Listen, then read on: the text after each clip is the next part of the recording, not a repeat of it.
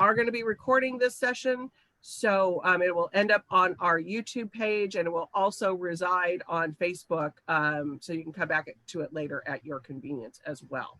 So with that, I'm going to start the program. So here we are. So David Livingstone Smith is professor of philosophy at the University of New England. He has published 9 books, including Less Than Human, Why We Demean, Enslave, and Exterminate Others, which won the 2012 Ansel, I was going to mess that up, Ansfield Wolf? Is that how you say it? Okay. Award for nonfiction. David is an interdisciplinary scholar whose publications are cited not only by other philosophers, but also by historians, legal scholars, psychologists, and anthropologists. He has been featured in several primetime television documentaries, is often interviewed and cited in the national and international media, and was a guest at the 2012 G20 Economic Summit, where he spoke about dehumanization and mass violence. He's here tonight to talk to us about his latest book, On Humanity. And Eric Schwitzgebel is going to be conducting the conversation. And he is a professor of philosophy at the University of California, Riverside. His most recent book is A Theory of Jerks and Other Philosophical Misadventures. Love that title. Yeah. So with that, I'm going to go off screen. You guys have a great conversation, and we'll see you in about a half hour or so. Okay. All right. Okay. So it is an honor to be in dialogue with you about this, David. It's such a wonderful book. I think this is a super terrific and important book. And it's one of those rare books that is written so well that a popular audience, I think, can completely follow and understand it, but also it's got that scholarly rigor. So we'll have a big scholarly influence too. I think that's great. It's so hard to pull that off, as I'm sure you know. But you did it. It's one of those things that looks easy. You make it look easy, like Lynn Swan catching the touchdown pass, but it is not easy. Man, this was so nice to hear. We could finish right now, right? Thank you so much, Eric. That's very, very generous. And I mean, what you said was what I was trying to do. So it gives me some confidence that I've been reasonably successful. Yeah, I think so. So I definitely encourage anybody who's listening to this, who might be intimidated by a scholarly book or by a philosophy book, don't be intimidated. This is a great book that should be accessible to you. So I wrote it. I did that because I think that the topic is just too important for, 12 people to read, and to get nitpicky discussions in philosophy journals. Right. And yet you are nitpicky in some important ways, but you pick those nits very clearly. Yeah, good. One of the biggest nits, this is probably a good starting point, is what do you mean by dehumanization? This is something where, there are a dozen, at least, different kinds of definitions. And for you, it's really important to get that really straight and clear. So so start us with that. The term dehumanization entered the English language around about 1819. And it accumulated lots of different meanings.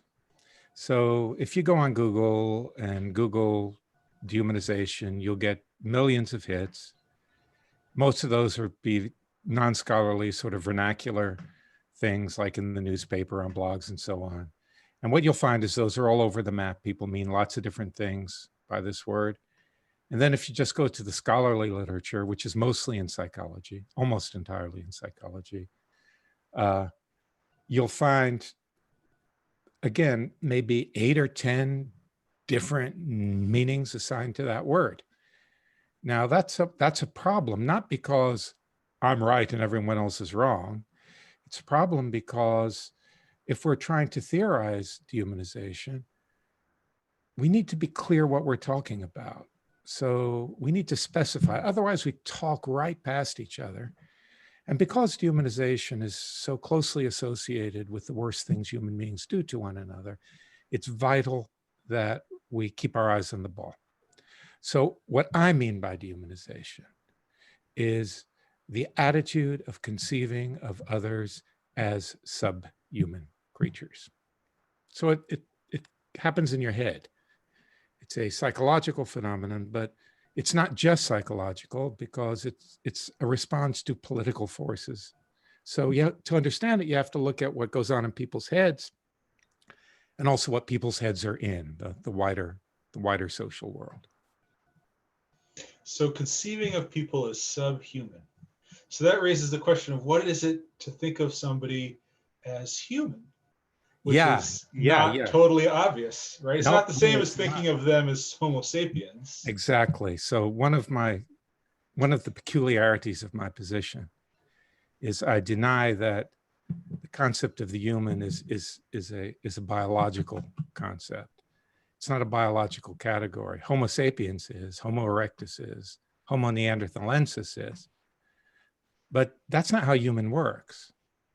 Human is a folk concept, and it's a concept that gets its meaning from our ways of life. So I like to compare it to the concept of a weed. So you can say, well, what's a weed? Well, if I were to go out of my yard, it's dark here now in New Hampshire, but if I were to go into my yard, pick a bunch of weeds, bring them inside, show them to a botanist, the botanist would say, that's all very interesting, but these plants don't have anything in common. Well, what makes a weed is just that it's a plant that you don't want growing in some cultivated area. So it gets its meaning from a way of life. And human works like that, I think. Human is a word that boils down to, for the most part, my kind. So when we regard someone as human, it's not like we're noticing some property that they have, some humanness, but rather we're extending an attitude of inclusion to them. They're one of us. So it can be really narrow. Historically, there are people who regard their neighbors as not being human, or it can be very broad. It can be very inclusive. So it's essentially a political kind of ideological construct. So part of what follows from that is when we dehumanize others, we consider them not one of us, where one of us is meant in a very fundamental, sort of essential level. Right. So there are various ways in which someone could be not one of us, right? So like they're my family, right? Yeah. And my neighbor's not one of us, right? On the other hand, they're Americans, right? Yeah. And in some sense, they're all kind of part of us, yeah. right? But whereas Germans are That's not. right. Yeah. So in what respect not one of us? Yeah, no, that's really good, and that's really important. So another way I like to put it is not my kind. And their kind has a kind of weight to it. So what I'm trying to get out there is the idea that they are essentially and unmodifiably one of us. I mean, someone could join the family, then they're one of us. Someone could immigrate to the United States, and if we're not xenophobes, they become one of us. But the sense of one of us that I'm talking to is irrevocable. They are permanently one of us, that's human, or permanently not one of us. And that goes part of the way towards less than human. It actually takes us to non-human rather than subhuman, right? So subhumanity requires some other, explanatory apparatus. Right. And so when someone's irrevocably not one of us, let's just think a little bit more about not one of us. Yeah. Right? Irrevocably not one of us.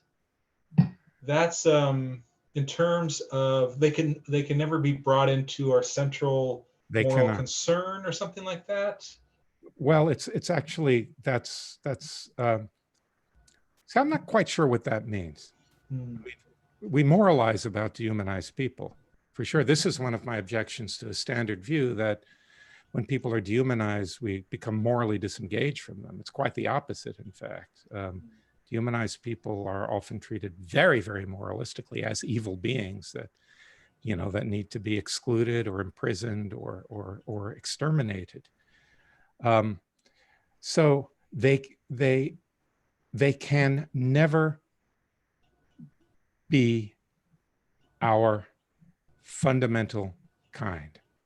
So what's it behind here? I think getting at what's behind this is clarifying. And what's behind this is a notion that has been around in psychology explicitly since the late 1980s. And that's called psychological essentialism. So actually, the best way to introduce that is with a puzzle.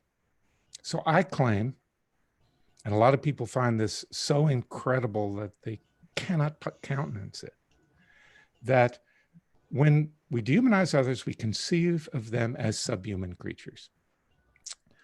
Now, let's suppose that you're a Nazi or an SS officer and one who's really drunk the Kool-Aid, and I'm a Jew, which I am, and you look at me. You're looking at me. Now, what do you see? Well, you see a being who, in every significant respect, is indistinguishable from those whom you would regard as human, right? I wear a shirt, I speak your language, I go on Zoom, I read a newspaper, I care about my kids, so on and so forth. There's all that. But you regard me as a subhuman. You regard me as an Untermensch. So how does that work? I mean, that just seems so incredibly bizarre. And I think the work on psychological essentialism takes us a long way to explaining that. So that's the idea that we human beings are just disposed to divide the world of living things up into what we philosophers call natural kinds of things that aren't human inventions, but are out there in the world. Just think of the periodic table of the elements, all you listeners. Everything in its nice little box. And oxygen's still oxygen, even if there's no one there to call it oxygen. Now, that's part of psychological essentialism, but the meat of it is the disposition, the tendency to think of what makes something belong to one of these natural kinds is some deep, unobservable something about them that's responsible for their observable properties. So if you take some kind of animal, like my dog lying on the floor next to me here, her appearance on this way of thinking is not what makes her a dog, that she goes bow wow and she wags her tail and she has 4 legs and she's brown and so on and so forth. Because all of those could vary and we'd still think of her as a dog. Well, what makes her a dog? Well, on this way of thinking, which comes incredibly naturally to us, it's some kind of inner something. And if we look historically, people have assigned that inner something to different kinds of things, an animal soul, or something in the flesh, or something in the blood, or something in the genome, depending upon what's fashionable at the time. Now, one of the things about psychological essentialism, then, as I said, having the essence of a dog on this way of thinking is what makes something a dog. Having the essence of a human being is what makes someone a human being. In this folk way of thinking, I really want to emphasize this is not a scientifically respectable way of understanding, taxa. So one of the features of this, though, is that the appearance can belie the essence. I gave the example of, well, I didn't, but I'll give it now, a mutant dog that doesn't have 4 legs or doesn't have fur or can't bark or whatever. So if it's possible in this way of thinking for the appearance to belie the essence, to come apart from the essence, then we've moved somewhere towards understanding how you, Nazi, can think of me, Jew, as a subhuman creature despite my appearance. That is, there's some essence that you have. Yeah. That's unchangeable, that makes you forever not one of us. That's right. It's a Aryans life sentence. That's right. And it's handed down to my offspring. That's right. And you're tricking me by looking like a human, even though you aren't. And that pisses me off. That's really worse, actually, because I look like a German. And so in German propaganda in the Nazi period, Jews were seen as masters of disguise because they were outwardly indistinguishable for the most part from ordinary Germans. So of course they had to be made to wear a badge, a yellow star, because you couldn't tell them apart otherwise.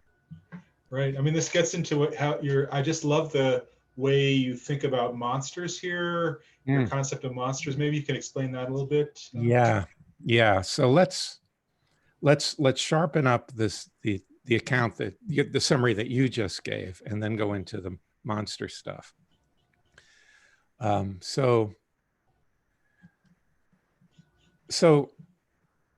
the other part of dehumanization is hierarchical thinking. And this is something like psychologists haven't worked on. And every time I give a presentation, I'm hoping there's a psychologist out there that let's really investigate this. This is a tendency to think of the natural world as ordered from lower to higher or higher to lower, varying degrees of perfection. Traditionally, God's at the top, right? In the Middle Ages, this was called the Great Chain of Being. And we modestly placed ourselves just below the angels, and then the other kinds of living things down, down, down, down to inanimate matter.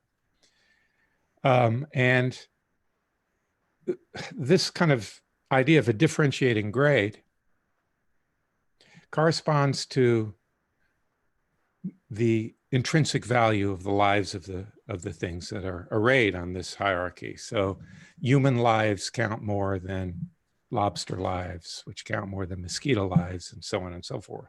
The lower you get, the less the lives matter. So when we dehumanize others on the account you just gave, which is the account I offered in my 2011 book, Less Than Human, you think of them as having a human appearance, but a less than human essence. On the inside, where it really matters, they're not human. So they're kind of counterfeit humans, just like a counterfeit $20 bill, if it's well done, is indistinguishable from a real $20 bill, but it's not a $20 bill. So dehumanized people might be outwardly indistinguishable from human beings, but they're not really human beings. Now, there are two problems with that thesis, one of which is well represented in the literature, and the other of which, as far as I know, I'm the only one who criticizes my own work in this fashion. First is what I call the problem of humanity. Problem of humanity is that if you actually look at cases of dehumanization, what you find is that dehumanizers treat and refer to those whom they dehumanize implicitly or explicitly as human beings. So they apply categories that are only applicable to human beings, like criminal, or they just talk about them as people. And this alternates with talking about them as subhuman animals. Those people are rats. Exactly, precisely. And it can be in the space of a single sentence. And it's absolutely typical. It's not some unusual thing. So that's led some philosophers to be really skeptical of dehumanization. It's like, well, are they talking about them as humans? So what dehumanization really must be just a way of talking in a derogatory way about people to humiliate them and so on. The other is what I call the problem of monstrosity, which is the fact that, at least in the most toxic form of dehumanization, the sort we find in the oppression of African Americans in the aftermath of the American Civil War or in the Holocaust, the dehumanized people are described not simply as rats or lice, but as monsters and demonic beings, which doesn't fit that other model at all. So here's how I make sense of this. We Homo sapiens are ultra-social animals. There's no dispute about that, right? We're incredibly cooperative. Our very existence depends on intense social interactions like you and I are engaging in here. And therefore, we're very, very sensitive to cues of humanness, of cues of being my kind. And looking at another in the face, it is, I think, virtually impossible not to respond at a gut level, see human, right? You respond to the other as a conspecific. It's not some fancy conceptual thing. It's a gut level response, automatic, unstoppable. On the other hand, most of what we consider knowledge that we have, most of our beliefs we acquire not from observation, but from what we are told. It's testimonial knowledge, right? So what we read, what our parents tell us, what the authorities tell us, and so on. And we accept these things, and we should. I mean, that's how that makes culture possible, cumulative knowledge. So I've got a table in front of me, and I look at it, and it looks like it doesn't have any gaps at all. But a physicist comes along and says, well, actually, you know, David, that's mostly empty space. And even though it don't look like it to me, I'll take it on board because the physicist is supposed to know. So on the one hand, I respond to the table as just a gapless thing. And on the other hand, someplace else in my mind, I represent it as mostly empty space, atoms floating in the void, right? Now, that's all good and well, but there's a problem when the ostensible authorities have toxic political agendas. Oh, this will prepare us nicely for the debate later on tonight. Right? So when the Nazi race expert gets up and says, these Jews, you know, they look human, but, you know, they're not really human. Or the American race scientists of the 19th century, or the politician, or the right-wing radio host, they tell us these things about others.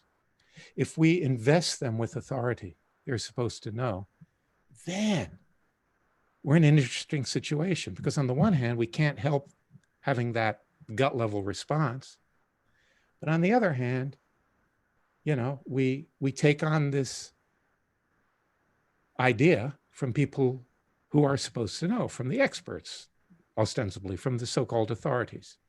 And this, I think, gives us two different, I'll use the term mental representation. So we've had a little bit back and forth about belief, and I actually prefer the term mental representation here. So like in one part of our mind, it's human. In another part of the mind, it's subhuman. And these two things don't come into contact with each other. Now, what that means is when we dehumanize others, and we're all capable of it, so that's why I say we think of them as human and subhuman simultaneously. And I don't mean like a little bit of them is human, a little bit of them is subhuman. I mean a profoundly incoherent state of mind, an altered state of consciousness, in which the other is seen as wholly human, entirely human, and entirely subhuman, which is, of course, crazy, but that's how it works, in my view.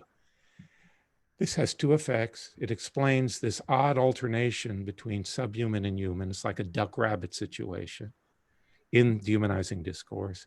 These people are rats, as you put it. And on the other hand, it turns them into monsters. Because now here I'm just going to gesture. There's a really interesting literature that goes back over 100 years now about what happens when we simultaneously represent a thing as belonging to two incompatible kinds. And it produces a very disturbing response. One reason is that it undermines our whole conception of a natural order, right? Where everything is nicely placed in its box. But part of that literature, part of the more recent contributions to that literature has to do with what fictional monsters are. So the philosopher Noel Carroll, who, I mean, he's written a real cracker of a book. You know, most philosophy books, let's face it, they're pretty boring. This one is like really readable. It's called Philosophy of Horror. And he asks the question, what makes a monster? A horrific monster, a monster of horror fiction. And he says, well, the monster has to have two properties. First, it has to be physically threatening, like a monster that isn't out to kill you or dismember you. So that's no monster at all. That's why Casper the Ghost is amusing. Right, but that's not good enough because grizzly bears can have that effect, and rattlesnakes and serial killers and so on and so forth. The monster has to have another feature, which I use different language than Carroll does. The monster has to be metaphysically threatening. That is, it has to be an impossible combination of two incompatible kinds of things. So think of zombies, movie zombies. Well, they're alive and they're dead. Right? They're dead, they're corpses, but they walk around like that and they eat brains. Werewolves are wolves and humans, right? So when you combine these two elements in a cocktail, the physical threat and the metaphysical threat, then you get a monster. So now let's come back to our dehumanization, right? We have these two contrary representations. That introduces metaphysical threat. They're already, in this form of dehumanization, seen as dangerous, physically dangerous, right? The Jews are undermining German civilization. They're all criminals. They're evil, and so on and so forth. So you combine these two together, and what you get as a consequence, it's kind of interesting. It's not aimed at, it's a consequence, is you turn the dehumanized population, which tragically is often the most vulnerable, marginalized group in a society, into what seem to be formidable, terrifying, monstrous beings. And then the battle against them is seen as a life and death struggle. So I'm wondering why we think of them as formidable. I think that's really interesting. That seems right to me. Yeah. Right? So they're threatening, and they're metaphysically and physically, right? Yeah. And then we sometimes imbue them with these superhuman aspects, yeah. right? Yeah. And how does that flow out of this? Is it because they've already broken the metaphysical boundaries, so who knows what physical boundaries they might also break? So I want you to think of this example. Think of, this is a sort of horror movie trope, a disembodied hand crawling across the floor like a spider towards you.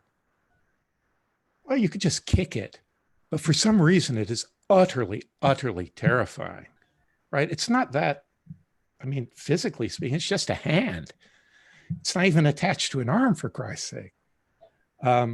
Carol talks about this with respect to zombies.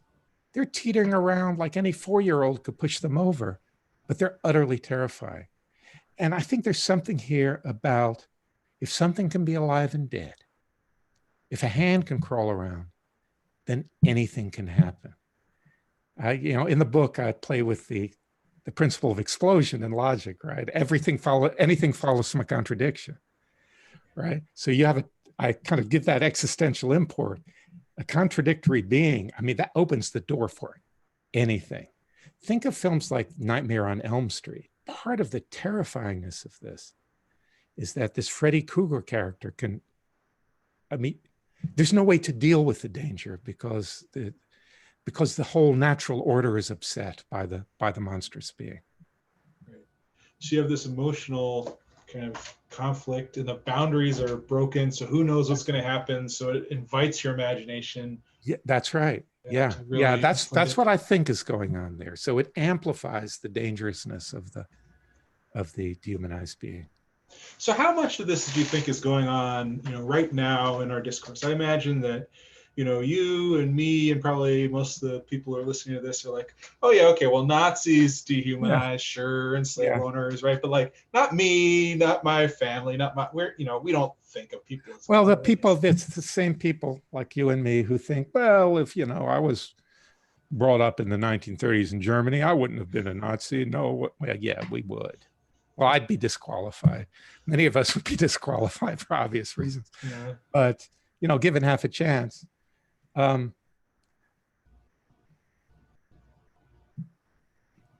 First of all, there actually are Nazis. I mean, part of the nature of my work, I study right-wing extremist groups. And there are plenty of them. And make no mistake, they are deadly serious. There's a lot of hardcore stuff out there. But quite apart from that, and this is actually really interesting and important. So the sort of language of subhumanity and monstrousness and so on, that's a clue to the presence of dehumanizing attitudes. But it's not necessarily the case. I mean, mostly when people use that kind of language, you're not really dehumanizing others. It's mostly like people like Kate Mann say. They're just trying to degrade them, humiliate them, and so on.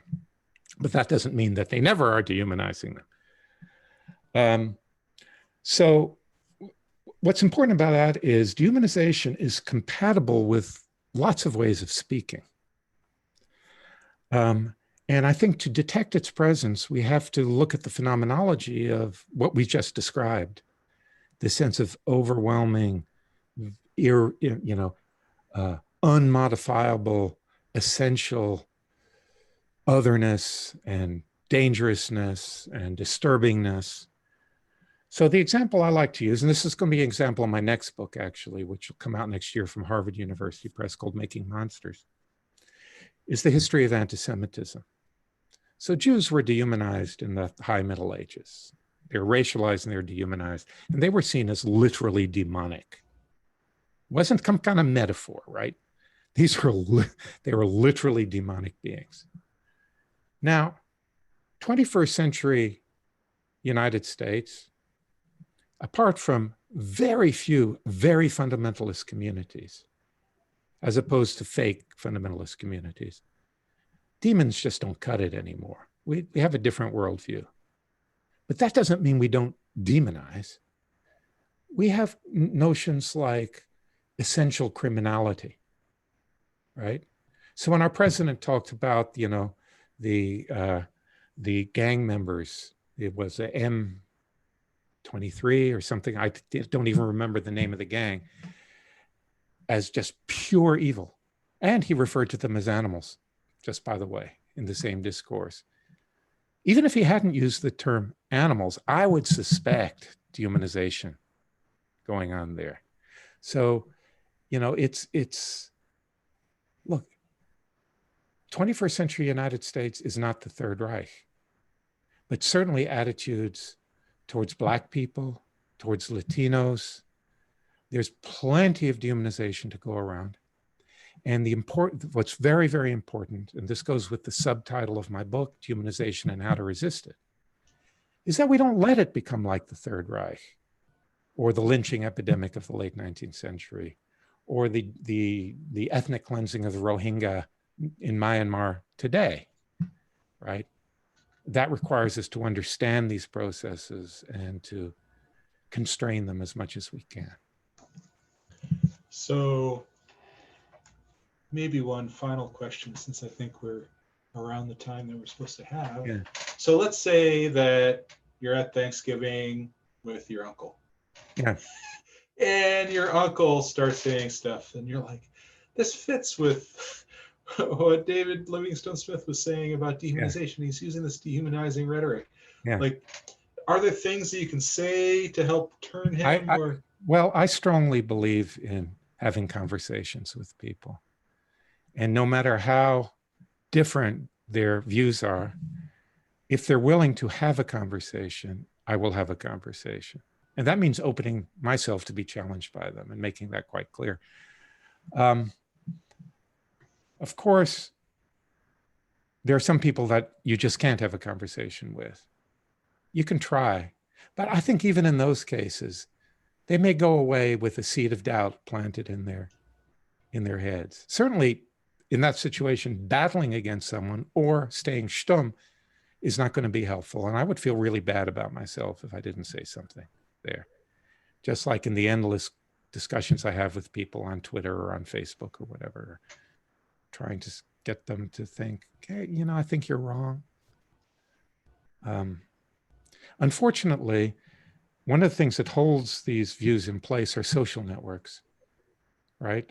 Often for someone like our mythical uncle to modify his views means alienation from his buddies and lots of people he interacts with and people he goes to church with and so on and so forth. So just talking is of limited utility, but it's very important. Since they're not stopping us yet, I want to ask about race. Yeah. And your views about race and how it relates to this, because one of the things you sometimes see in liberal circles is a kind of celebration of different races and thinking of yourself as your race being really important to your identity. Yeah. And I was wondering, whether you think how I think your view about that is a little complicated. So I wanted to ask you how you think a little bit more about what you think about celebrating okay, so just racial identity. Very briefly, I think that so I'm one of these people that think that race is an illusion. I think it's a wrong-headed idea, just factually. That would require another long discussion between us to make this clear. And I'm sure a lot of people think that's like saying the earth is flat or something like that. But I can guarantee you, if you're listening, it's not a silly position. It might be wrong, but it's not silly. I think race, the idea of race, is essentially toxic. I think it's irredeemably toxic, and I think it has racism built into it.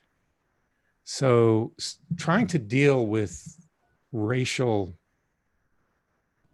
horror, let's put it that way, by affirming race is, as a reviewer said once, I think it's a beautiful line, it's like trying to put out a fire by lighting a match. I think we need to get over race. And that does not mean to get over history, the history of one's ancestors. It doesn't mean anything. It doesn't mean betraying anything. It doesn't mean giving up on seeking justice, on affirmative action, on reparations. It doesn't mean any of those things, right? All those things are perfectly respectable and important things, but they don't require a belief in race. Race considered as basically different categories of people, that everyone either belongs to one of these categories or is a mixture of more than one of them. And of course, these notions historically are forged out of colonialism, out of relations of domination, and so on. So I've got a weird kind of take on this that a lot of my friends do not agree with, but I stick to it. My spouse, who is Jamaican, is even more radical than me on this matter. Yeah. All right. Well, it's been a fun discussion, and this is such a wonderful book. I really hope that people who've been listening to this rush out and buy it from Warwick's in particular. Yeah. And I would likewise encourage them, although I have not read it yet. I'm very familiar with your writing, Eric, to purchase Eric's new book, Theory of Jerks and Other Philosophical Misadventures. Theories of Jerks is just great. I love that. I love that article. I love that article. So yeah, go out and get it. You won't regret it. This has been an amazing conversation. I did let you guys go a little bit longer because I think we could have just gone on and on all night. It was a terrific conversation. And for those people that were listening live, we're super lucky to be in on this, and we're going to keep it on Facebook, and we'll be sharing it on our YouTube channel as well. An important discussion, really important discussion. So thank you. And David, look forward to next year's book. Hopefully we won't be in a pandemic, and maybe you can come out and be in the store with us. Yeah, that'd be nice. Yeah. Before I let you both go, though, Eric, if people are so inclined to want to follow you, do you do any kind of social media? And how? Sure. Yeah, I have a blog called The Splintered Mind, where I talk about issues at the intersection of philosophy and psychology. Yeah, and I'm on Facebook and Twitter and all that. Eschwitz. Eschwitz. Okay, that's their handle. Do you have a website that people can go to find you, or? If they just Google Schwitzgebel, I'm like. Not a lot of you. You're right there. There are a lot of us. It's not like Smith. David, speaking of. Yeah. And David, so which is more importantly, you mentioned that you are on Twitter and Facebook. What's your handle on those? Well, I guess you just look for David Livingstone Smith on Facebook. And on Twitter, I think it's DL Smith I am. Okay. _ I am. But, yeah. You know, actually the way to find me, the best way to find me on Twitter is probably to type in the title of the most recent book and do a search for that, and it'll throw me up. Excellent. Yeah, because I have a feeling that people need to follow both of you gentlemen. Any final words before we head out and go watch whatever that thing is that we're going to go watch later? Yeah. Eric, any final words? I think we should all be joining the fight against dehumanizing rhetoric. So yes. And I bet we're going to hear some tonight, actually. No. Eric, David, I'll give a final word to you. Yeah. Thank you so much for giving me this opportunity. I wrote the book for a very broad readership, and it's very important to me to get the word out, because I think our future, we're facing some very, very formidable problems, and we have to understand how these things work if we're going to have any chance of combating them. Great. All right, gentlemen, have a great evening. I'm going to take us off of Facebook Live. Thank you, everybody, for watching.